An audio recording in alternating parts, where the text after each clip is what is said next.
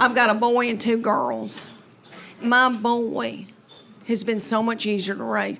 Who do you think's easier to raise, boys or girls? Just yell it out. Boys.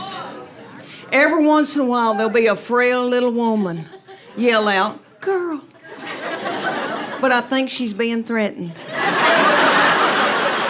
No, I love my girls. I love my girls. And I know that when I'm in the nursing home, they'll be the ones to come and pluck my chin hairs. But my boy has been so easy. He was born an old man.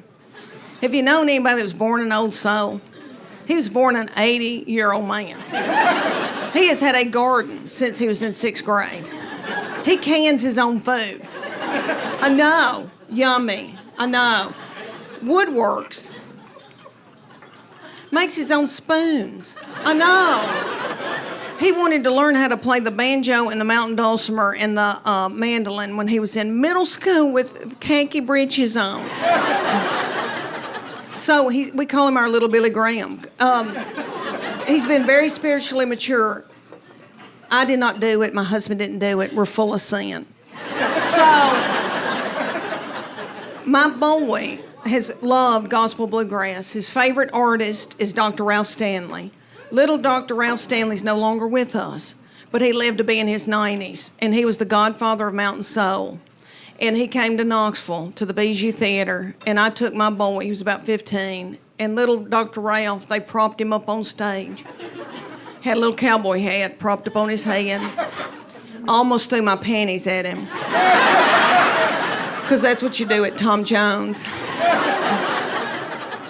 But anyway, I was sitting there listening to Dr. Ralph sing a song about a robin laid an egg on Daddy's grave. And I thought, how many teenagers are listening to this? What are teenagers listening to? Waka Flocka Flame? I thought, wouldn't it be funny if I had to yell at my boy, turn that bluegrass down. If I hear I Saw the Light one more time. When he was in high school, he had a little girlfriend, and he'd go to her house, and when he'd come home, he used to tell me everything.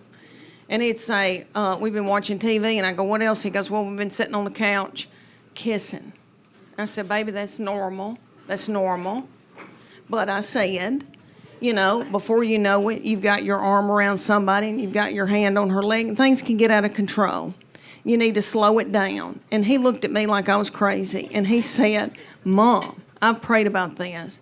Nothing like that's going to happen. And I know he meant that. And all I could think of to myself was some of the nastiest things I ever did.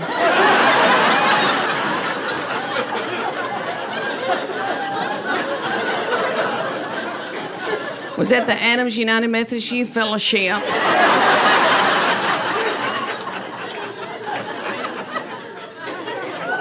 On a hayride.